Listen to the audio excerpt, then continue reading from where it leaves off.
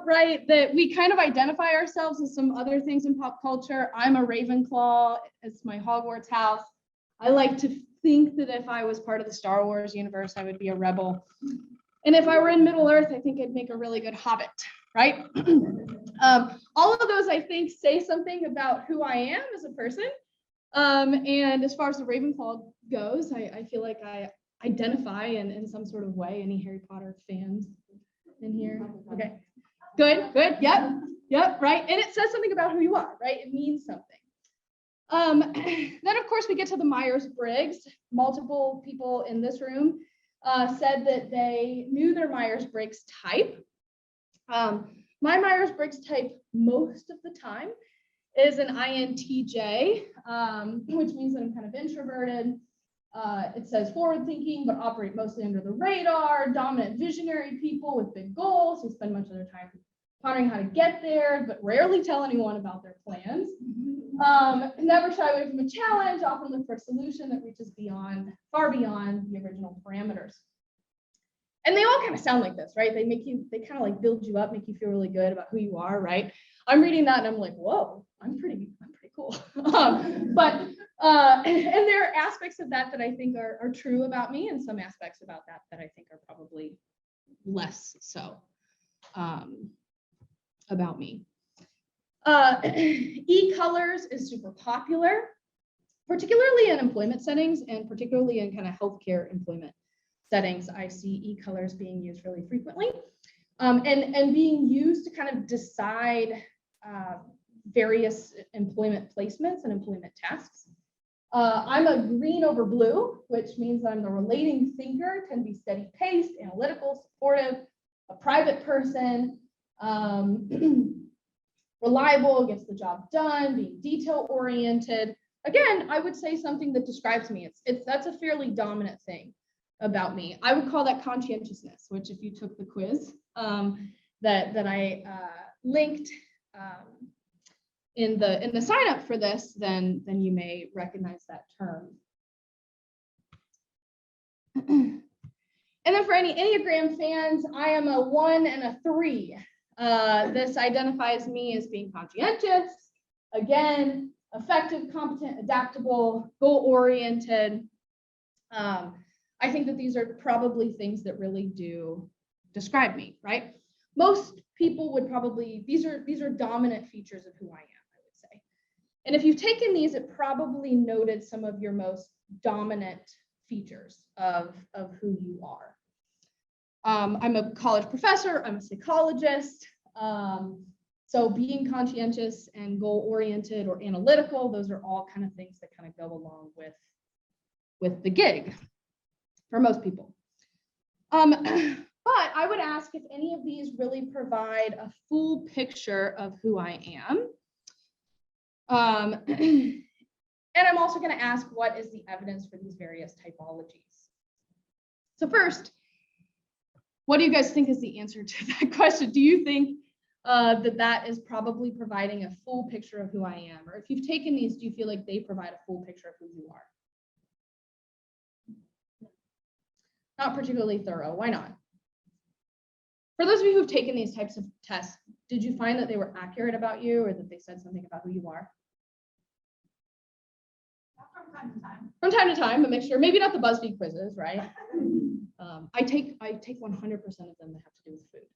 I just really like it. Yeah, so maybe it gets bits and pieces correct from time to time, right? I think there's a reason for that some of these things are very true, some of these things are maybe not so true. It probably depends on the test that you're taking, how accurate it is about you. And if it does capture something about you, it's more likely to capture something that you would say is like a relatively defining feature of who you are, more often than not. What's the evidence for them? We'll get into it in a little bit. I want to tell you a little bit about me. Why am I the one who's giving this presentation? I'm a faculty board member of WeLead, so that's maybe one of the reasons why I'm here giving you this presentation. But I'm also an assistant professor in the psychology department. My area of expertise, my area of research is personality disorders. So I'm a clinical psychologist, so I tend to study where personality gets kind of extreme. But I've been studying kind of the assessment of personality and personality psychopathology for over a decade now. I'm really involved in the Society for Personality Assessment. And kind of all of this is to say that I spend a lot of time thinking about these very issues that we are about to talk about a little bit more today. And I think the first question that I think we have to answer is, what is your personality? Can Thanksgiving be your personality? No, right? Arguably, like, people really love Halloween. Like, maybe that's your personality, right? But most of the time, a holiday is not going to be your personality, right? It's something that you like, it's something that you're interested in, but we don't define ourselves in that type of way. Our personality, what we normally would think of from an academic standpoint, what is the definition of personality, is that it is your characteristic thoughts, your emotional responses, your behaviors that are relatively stable over the course of time and across circumstances.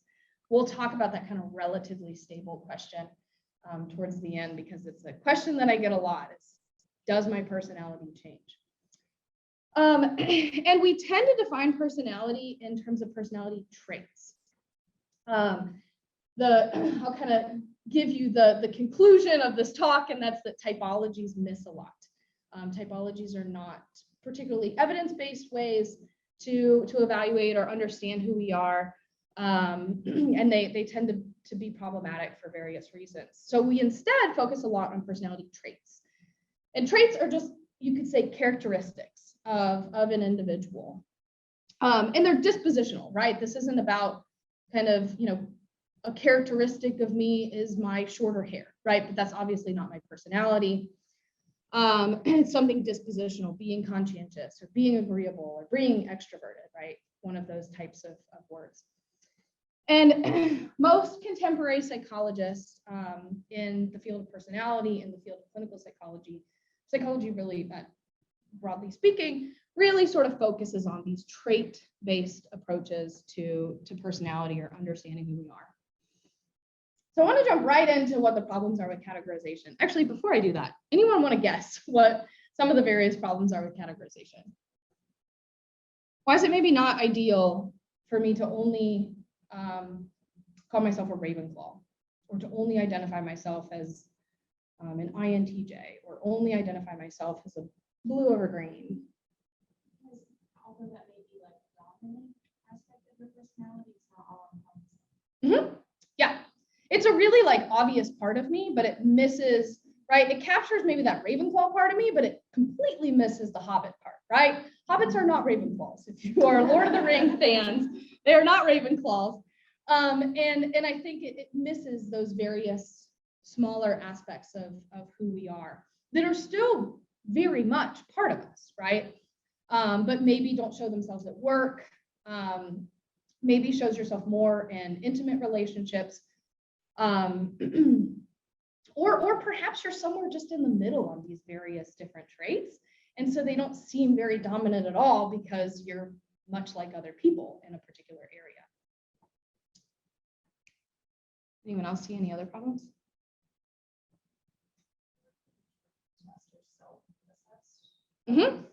Yeah, we're going to talk about this issue of self-report versus other report as well towards the end, but that can be a problem too. My husband's a psychologist as well, so we take personality tests, and then we take them as each other and try to compare results. And he thinks I'm way higher on hostility than I do. But yeah, so part of this is how accurate is our own self-report is an interesting question. And how accurate is someone else's self-report, right? I would argue that, like, my husband sees some of the worst sides of me, right? That I don't show at work, that I don't show with even some of my closest friends, right? Because there's a level of intimacy and a comfort level that I know that if I rearrange the dishwasher every time he loads it, that, like, it's going to be okay, and he accepts me for that. Things that wouldn't fly with a roommate, right? Yeah, so self-report, I think, can become an issue as well. One of the scientific reasons is that typologies have basically been debunked. There's no evidence that personality falls in these various types of categories. People don't really seem to accurately fall into these different typologies. And when we try to predict types of behavior, we don't really get good predictions using these different typologies, right? Is it because they're completely wrong? No, right? I think in many cases it will capture something about you that is true about you, but because it misses so much, we're just not really accurately portraying or capturing any one person's full personality. So we get a lot. Since I study personality, and when I tell people that I study personality, especially on airplanes, I get a lot of questions. I mean, I'm a psychologist on an airplane, so I get a lot of random weird questions anyway. But I get many questions about the Myers-Briggs, and depending on the length of the flight, right, I go into my spiel about why it might be problematic. And I always use the Myers-Briggs as an example because it's one of those that I think is seems like it's rooted in psychological science, but actually it's not. It was not created by psychologists or scientists. There's limited research on the Myers-Briggs, and the Myers-Briggs, the research that does exist is not particularly positive about it. And it has a particularly problematic place in my heart because it seems like it's capturing us on a dimension, right? If you've taken it, it gives you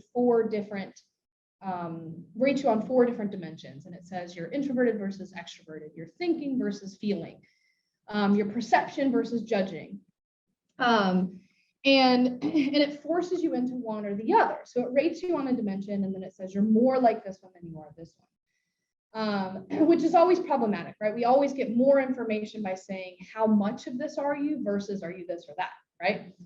The other thing is that it then takes these various problematic categorizations and makes them forces you into it 4 times. So you're one of 16 different categories. First, there's way more than 16 different types of people, right? You probably know that. If you know other people who are your same Enneagram type, or your same EColors type, or your same Myers-Briggs profile type, you know that those people don't completely overlap with you, that you probably have more differences maybe even than you have in common. The other thing is that only people on the extremes are going to be really correctly identified. So for me, I'm right in the middle of introversion, extroversion. And so most of the time when I take it, I end up with an I, but sometimes when I take it, I end up with an E. And that is not particularly helpful, right? Sometimes when I take it, I'm a psychologist, right? I'm a psychologist and a researcher. And so the thinking feeling, I value both rational thought, and I think that our emotions are really important in making decisions, right? And so I end up in the middle on that one too. So I get, every time I take it, one of 4 different personality types. INTJ, ENTJ, INFJ, or ENFJ, right? And they all have very different descriptions of who a person is if they fall into that category, right? So it really accurately maybe captures me for the judging, which is kind of a conscientiousness domain. I'm always a J, right? So it pretty accurately captures me there, but it doesn't capture me in these in-between areas. So it ends up saying a lot about me that is not really exactly true and continues to miss a lot of information. It also tells us one thing instead of many, which we've already sort of discussed. And then another thing that is interesting about many of these different tests, the EColors and Enneagrams are like this, that it measures within person instead of between people. And what I mean by that is that it asks you to compare yourself kind of to yourself, right? Are you more this or more that? And that has a place, right? If you've ever taken, who's taken Strengths Quest? If you've ever taken Strengths Quest, it does the same thing. It asks you, are you more this or more that, to kind of give you your relative strengths. It's not about, do you have a strength in comparison to this other person? It's, what are your own personal strengths, right? And there's value in having that kind of information. But when it comes to personality, if I'm going to say that I'm a conscientious person, I should be more conscientious than other people, right? It shouldn't just be I'm more conscientious than I am agreeable. Does that make sense? It's kind of like if the example that I frequently use is I don't like onions at all. But if I had to rank order my onions, I would say I like yellow onions more than I like white onions, more than I like red onion, right? But all it does is tell you, so I'm a yellow onion, is how my categorization would be, right? But I don't like onions at all. So if you were to ask me, how much do you like yellow onions? How much do you like white onions? How much do you like red onions? That's going to be a much more accurate portrayal. Any people who love onions on here? Okay. I don't know, that's a weird question. Not what you expected, but like here, we're going to poll the audience about your interest in onions. And you would come up way higher on this onion scale, and that would be a valid indicator of your level of onionness, right? Not me. I shouldn't be an onion because I don't like them at all.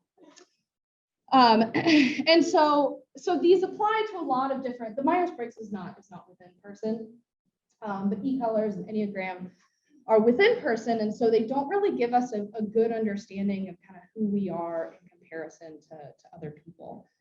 And because of that, it doesn't give us a really excellent way to sort of understand our own behavior, particularly as it relates to our interpersonal relationships. And I think a lot of times when we want to know who we want to know who we are partly in the context of other people, right? Interpersonal, intimate relationships are very important. And we want to understand ourselves, not just, am I more this or that, but who am I actually, right? And something that someone else would be able to understand too, and say, well, I'm more agreeable than you, and this is why we have this sort of interaction that we do, right?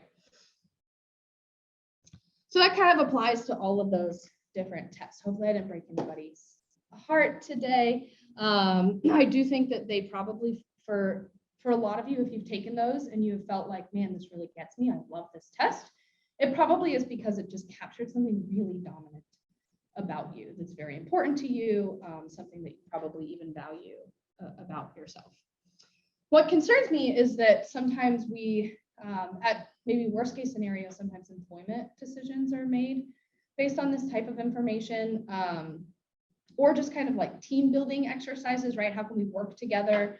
Or what kind of tasks am I going to give you based on your particular personality designation? And I think sometimes that can certainly become problematic, because if you have 10 people in the room and they're all blues, which one is the most blue, right, for this task?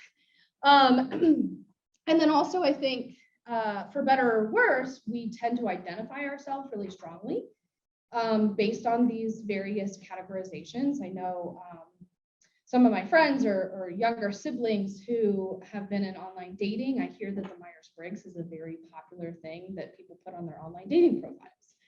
And it's supposed to say something about you. This is why you should date me, or maybe in some cases not date me. I don't know. But people tend to identify very strongly with these, that it helps them understand themselves. And I would hate to take that away from anyone, but I think that we can actually help people better understand themselves with a maybe less party appropriate type personality rating, right? It's really fun to break people into you're a Ravenclaw or you're a Hufflepuff or whatever, or you're a blue or green. And it's a lot more complex to say like, well, I have a T-score of 60 on conscientiousness and a T-score of 40 on agreeableness, right? That's less of a fun conversation, I think, to have at the dinner table. But the majority of experts in personality agree that a dimensional conceptualization is best. So we don't actually want to categorize people at all. We want to say, how much of something are you? Yes, we commonly identify as introverts versus extroverts, for instance, right? And that's fine, but many of us kind of feel like, oh, I don't know, I'm somewhere in the middle. And actually most people are somewhere in the middle, right? And so sometimes these forced categorizations just don't really give a particularly accurate portrayal of who we are. And this comes from a very long history of individual differences in psychology, right? That actually there's a lot of variation between and within people. One of the model that I'm going to talk about today, and if you did take the quiz, how many of you took the quiz? I know there were some issues accessing it. It's in the link, I think, or it was sent out or something. Okay. If you didn't get it, because I know we have some people who registered late, let me know. It's I don't know if it's fun to take necessarily. It's kind of lengthy, but it's fun to look at the results, and it can be kind of helpful, I think, in understanding who you are. But the 5-factor model, if you took the test and you took a 5-factor model questionnaire, and the 5-factor model is really the primary model to measure normal personality functioning. It's the most widely accepted, it's very well validated, very heavily researched in the field of personality and field of psychology in general. And it's actually used cross-culturally. So it's one of our models that seems to hold up regardless of the population that we are studying it in, which is not always true in all psychological research. And it identifies 5, as the name suggests, 5 basic personality domains or dimensions that we commonly call the Big 5. If you ever took an undergrad psychology course, you may have learned about the Big 5. Anyone ever heard about the Big 5 before? And they are, you can remember them with ocean or canoe, I guess, if you wanted to scramble them a bit. But openness to experience, conscientiousness, extroversion, agreeableness, and neuroticism. And each of these factors is a continuum. It's a spectrum where you fall somewhere on this spectrum. So I'm kind of cutting off some of these slides. So openness is being imaginative, seeking variety, being non-conforming. These are slightly different types of traits, right? So you can be high on one of these and not the other. Some people are sort of globally very high on openness, which means that you're high on all of these different sort of sub-factors. Some people have kind of a mishmash of various traits. And they're all on a spectrum, right? Which means that you can also be the opposite, right? You can be somebody who's very traditional, somebody who seeks routine, somebody who's fairly conforming to sort of societal norms.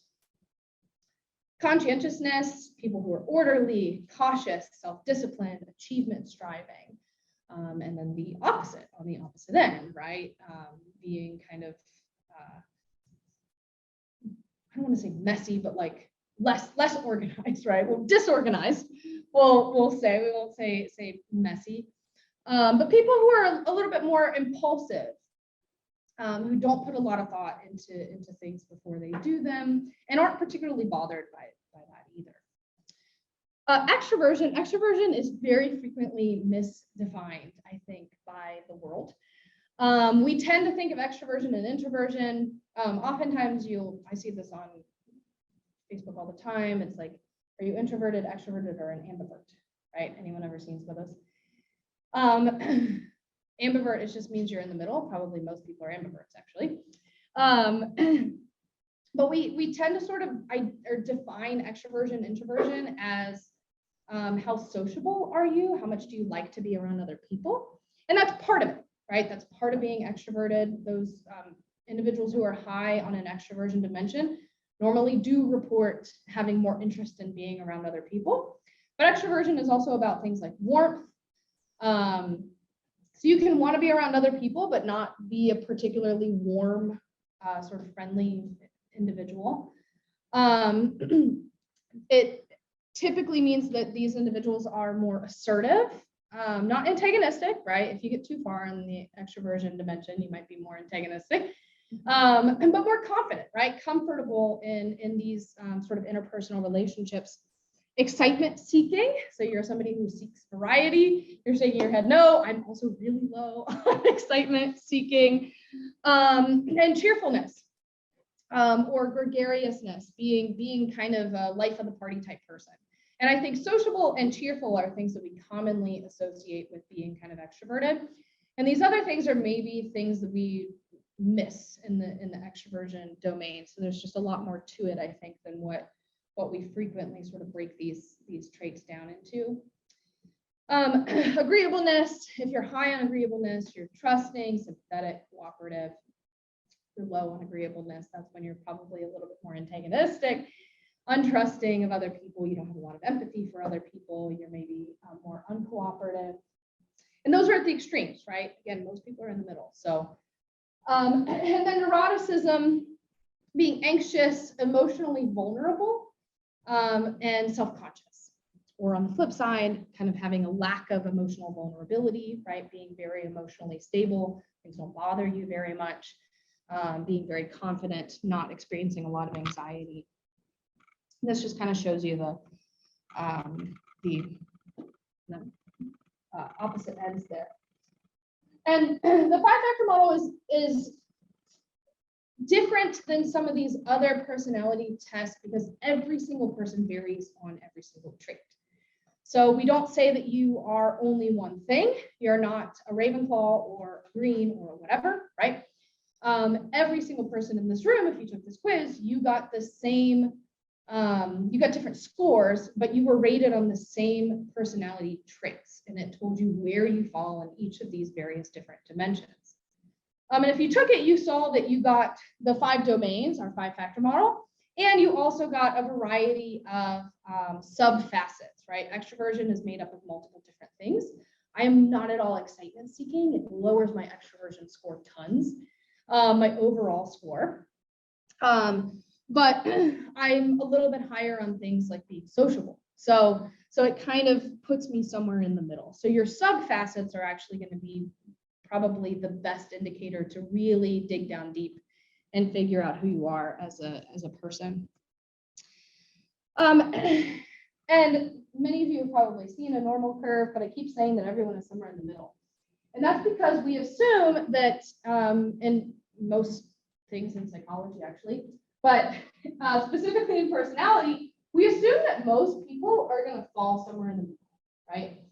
And that some people are going to be sort of notably higher or lower on these various different traits. And then you have some people, but far fewer people who are over at the extremes. So I studied personality psychopathology, so I study people who are like way on these extreme dimensions, because the higher you get, the more likely, or the lower you get, the more likely these various personality traits are going to cause you problems in your life, problems in your interpersonal relationships, problems at your job, problems basically across the spectrum of life. But most of you probably have scores that are in the, if you took it, they're in the like 40 to 60, maybe 30 to 70 range, which is here, right? Anything above 70, you're like pretty far over in those dimensions. And this is just an example. This is my extraversion score. So as you can see, weirdly, sometimes I just took this. I'll talk about kind of changing over time too. Thank you, Siri. My excitement seeking is always super low. My activity level weirdly is kind of high. I had a baby, and so I think maybe I'm just like, wow, I do so much now. That might be what's reflected there, right? Your life circumstances, as you noted with self-report, your life circumstances are going to come into this a little bit. But you can see that I'm kind of a mixed bag, but mostly kind of right in the middle of extroversion. I'm not particularly introverted or extroverted. Maybe slightly more on the introverted edge of things if we had to force me into a category, which I wouldn't want to do. And this sort of, hopefully you can see that this provides just a lot more detail of who I am as a person, way more than even the Myers-Briggs, which purports to measure you on 4 different domains, right? Even just this one test, I think, or this one sub-facet, this one domain, tells you more than being an ENFJ or an INTJ or whatever would tell you. And I think it tells you more accurate information about me as well, or you in the case. I didn't have your scores to show you. So why is this better? I think it provides a more thorough understanding of the individual, which we've hammered home. Hopefully you believe that. All people vary on each trait. So we're not just saying, you know, Jamie's very conscientious. That's really true about me. But there's way more to me than that, right? It doesn't tell you anything about my extroversion. It doesn't tell you anything about how I am in interpersonal relationships. Am I agreeable or not? So it's good to kind of be able to compare between individuals. And it's consistent with the research on personality, right? If typologies have been generally debunked in science, it would be better if we don't make huge life decisions or maybe base large parts of our identity on something that is not grounded in the scientific literature. And the 5-factor model, so if you talk to psychologists, everything in science is kind of up for debate, right? And so some people think there should be a 6th dimension or whatever, but generally speaking, the 5-factor model is the most widely researched and widely validated measure of personality that we have. And there are numerous other types of questionnaires. The one that I sent you, the IPIP, is a really good one that there's a lot of research done with the IPIP that I sent you. I really like it because it allows people just in the world to get their personality scores. There are also like clinical measures that have to be administered by a psychologist and some other shorter, longer, various versions of the 5-factor model, but they all sort of measure that same set of domains and various subfacets. And I plugged this at the end because it's something it's questions that I get a lot about personality just in general. One is, where do our personality traits come from? Most things in psychology are kind of like, is this nature or nurture? Were you born with this, or did you develop this over time? Is this environmental? Most of the time it's both. Personality is also both. But there's been evidence that all of those various 5-factor model dimensions are based in our neurobiology, right? So your environment is going to impact you, but a certain part of your personality traits are probably inherited from your parents. That's not the same there's no research at all to suggest that your Enneagram type, for instance, is grounded in any sort of neurobiology. Another is, do people change? Do you guys think people change? Yes, I also think people change. I'm a clinical psychologist, so I hope so. I really hope that as I train students to see clients and they do therapy, I hope that these individuals are changing. But also we know that people do just sort of change over time, right? You can change certainly maybe drastically if something really big happens in your life, right? We know that like traumatic experiences, things like that, really change people. But also we tend to see shifts in our personality just in general over time.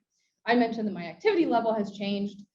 I don't know if that is a difference in if my personality has changed or if my perspective on my personality has changed, right? That's kind of hard to sort of say. And it's probably a little bit of both. We both fluctuate over time, and the circumstances of our lives sort of make us rate ourselves differently. I have graduate students take this all the time in my personality assessment class, and they always rate themselves way lower on conscientiousness than they probably really are. And I think it's partly they're graduate students, and so they're kind of anxious about what is going on in their lives. They're feeling kind of high pressure, and also they're comparing themselves to their peers. So they are looking at these other very conscientious individuals around them, and they're saying, wow, that person studies constantly and I don't do that at all, and therefore I must be lower on this domain. So partly I think it's kind of your frame of reference as well as you're taking these tests. But we also know that people just generally change over time. There's a developmental trajectory to personality. We tend to become less extroverted as we get older. For most people, we tend to become less neurotic, so that's a good news one. We tend to become less open to new experiences over time. That's probably not particularly surprising. And so we do see these kind of developmental shifts. At the end of the day, people probably fluctuate, but probably don't drastically change their personality unless something really drastic happens in your life. I've been kind of in the middle of introverted and extroverted. I didn't take a personality test when I was like 12, but I did take one when I was about 18 and an undergrad in psychology. And the only one that has drastically changed is neuroticism, where I became way less neurotic, which was great, I guess. But generally speaking, I think we're not going to see huge drastic changes most of the time, but certainly people do shift. The other question is, how accurate is my own self-report? And that's an interesting question. I think it is accurate.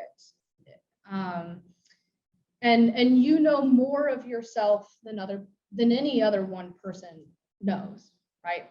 The other thing is that someone else's report of who you are, either they're interviewing you, and that's still kind of your own self-report, right? You're telling me things that come to mind when I ask you these questions. Or if you have someone else take them, and we do, in psychology, we have other reports a lot for clinical reasons, for personality reasons, for research reasons. And when we do this, we get slightly overlapping profiles, right? And which one is right and which one is wrong? They're probably both a little bit right, that you know yourself in context that maybe a spouse or a best friend or a parent or whoever doesn't know you in, which is important, right? That you're more multifaceted than the person that they know. Every person kind of knows a different version of you, which is kind of weird to think about. And so you're kind of right because you know yourself in context where they maybe don't, but they're also probably right? That they're noticing something about you that seems more dominant than you sort of recognize or acknowledge, right? Or perhaps in that relationship with that person, you do present in this way, right? Most of the time, again, they're not drastic shifts in how you rate yourself versus how someone else rates you, unless it's a very context-specific relationship, right? Many people are different at work than they are with their best friends. And so you might get very different types of other personality ratings if you were to restrict it to those groups. Now, your self-report is probably going to be more accurate in that case because you're going to know yourself in both contexts. But yeah, it's certainly a question, I think, about how accurate are our self-reports. It's really kind of all we've got, right, is our own self-report or someone else's sort of biased report of who we are. My husband thinks I'm more hostile, but he also thinks I'm way more conscientious than I am. So I guess it's a mixed bag. And in that case, you'll learn some things you like, and you maybe learn some things that you don't so much like. But I think kind of the conclusion here, right, is that people come in all more than a few shapes and sizes, more than 16, more than the number of colors that are on the EColors. I think there are, anyone know how many Enneagram typologies are? I think 9. Yeah, okay. There are more than 9 types of people, right? And so we get just a lot more information when we use dimensional trait models. These typologies just really sort of cut us off. They limit the variation that we're able to really measure.